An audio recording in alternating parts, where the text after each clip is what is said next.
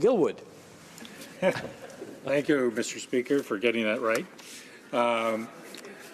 Mr. Speaker, prior to meeting Bill Browder, the name Sergei Magnitsky was just another name in the news. One more Russian dissident who's tortured or killed by Russian authorities when he or she got too close to the truth about Russian corruption. A long and sad list of people tortured or killed for standing up for the basic freedoms that we in Canada take for granted. Last year, Bill Browder asked to meet us, and he told us the Sergei Magnitsky story, and he gave us his book. I made a point of reading it. Briefly, Sergei Magnitsky had the opportunity to leave Russia. He believed, however, that the law would protect him when he exposed a massive $280 million fraud scandal involving some of the most powerful in Russia. There's a fine line between naivety and bravery, and some might argue that you have to know where the line is. He paid for that with his life. Very simply, Sergei Magnitsky died at the hands of Russian authorities because he exposed financial malfeasance at the highest levels in the Russian government. The second meeting was on the subject was with Vladimir Kara-Murza and the daughter of Boris Nemtsov, an assassinated Russian activist. Kara-Murza walks with a cane. He was poisoned by Russian authorities for being a Russian voice for democracy. Little did I know at the time that we would meet again, and he would be poisoned a second time. And only through an incredible set of circumstances is he alive today. There's no doubt that his bravery, superb intelligence, and persuasive testimony before the Foreign Affairs Committee brings us to where we are today. I took some satisfaction in contributing to the Foreign Affairs Committee report titled A Coherent and Effective Approach to Canada's Sanctions Regime, Sergei Magnitsky and Beyond. And I was particularly pleased with Recommendation 12, which says, in honor of Sergei Magnitsky, the Government of Canada should amend the Special Economic Measures Act to expand the scope under which sanctions can be enacted, including cases of gross human rights violations. Which leads me back to my first conversation with Bill Browder. What good will this sanctions regime do? The short answer is hit them where it hurts. The unique part of these sanctions can now be tailored and applied to those who torture and abuse human rights for financial gain, whether or not they can be linked directly or indirectly to any government of the day. Now there will be no place in Canada for gross abusers of human rights. No condos, no companies, no stocks, no banks, no access to banks or bonds or investments, nothing. Take your filthy money and keep it. I would have thought that every right-thinking person would support the Foreign Affairs Committee, the Minister's Initiative, and the bill before us. Therefore, it was with some surprise that I received the following letter from the Russian Congress of Canada dated June 15th and signed by Igor Babelich as president. It would be interesting to know, Mr. Speaker, whether the Russian embassy saw this letter before it was sent. I believe it would be instructive for members to see that letter and be quite willing to table it. In the meanwhile, however, I think I'll take my remaining few minutes to read from it. It's titled, Statement of the Russian Congress of Canada regarding the announced adoption of the so-called Magnitsky Act, Bill S-226. The Russian Congress of Canada calls upon the Canadian government to withdraw its support for the proposed legislation, as it would set a dangerous precedent, further closing dialogue with Russia at this time. The Foreign Affairs Minister announced that she has agreed to endorse this version of the Magnitsky Act, which would punish officials allegedly involved in human rights violations, as it would provide for expanding sanctions, and that's true. It then goes on to criticize the member from Selkirk Interlake. Can't imagine why.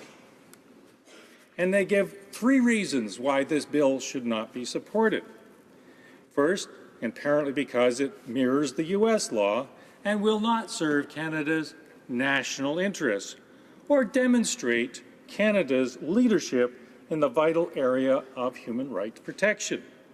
This copycat adoption of U.S. legislation under pressure from the most overzealous representatives of the Ukrainian nationalist diaspora will set a dangerous precedent and will further deteriorate dialogue with Russia at this time.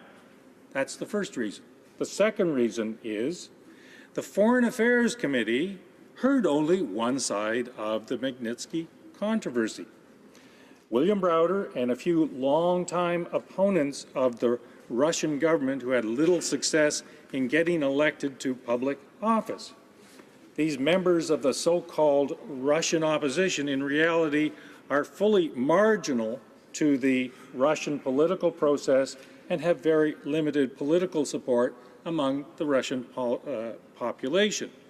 Well, possibly, just possibly, Mr. Speaker, they have limited success in Russian elections because they are either tortured or killed.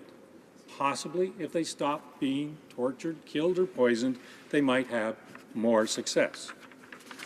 The third reason is that the bill is named after the Russian Sergei Magnitsky. He was an accountant and has often incorrectly been identified as a lawyer. For some reason, that is very important to the writer, that he's been incorrectly identified as a lawyer. It goes on to say Magnitsky was arrested and put on a pre-trial detention facility. And after 11 months in detention, he died in November 2009. That's true. The official Russian investigation of Magnitsky's death did not find any evidence of maltreatment or torture. Wow. The reports of his beating by prison officials, which have been circulated in the West, have not been based on any empirical or documentary evidence. Well, maybe that has something to do with the fact that nobody can gain access to the evidence. And then, in a really interesting statement, he goes on to say, however, the Russian law has changed so that no criminal investigation can now be opened against those facing their first criminal accusation of tax evasion, and accused would not be detained during the processing of their case by the authorities. Somehow or another, that is not as comforting as possibly the writer would hope I would be. But I suppose it's an argument to say we are getting better. His fourth argument is even more interesting. He says the death of Sergei Magnitsky was unfortunate indeed. It certainly was. He then analogizes to the fact that in Canada, 43 prisoners died in 2014 and says that, well, prisoners die in your custody as well. As far as I know, Mr. Speaker, and you can correct me if I'm wrong, as far as I know, none of them have died while being tortured.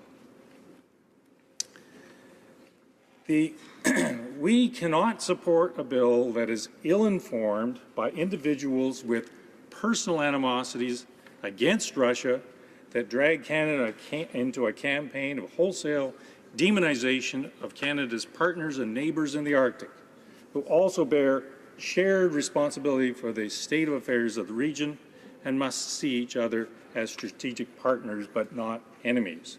And then goes on to urge that the government withdraw itself from its support of the Magnitsky legislation, as it would be detrimental to such a dialogue and counterproductive with regard to its announced purpose.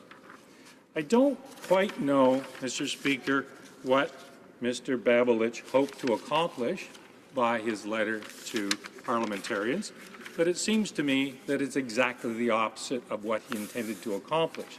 I am very pleased, Mr. Speaker, to know that colleagues on both sides of the aisle, on all three parties, will unanimously support this bill.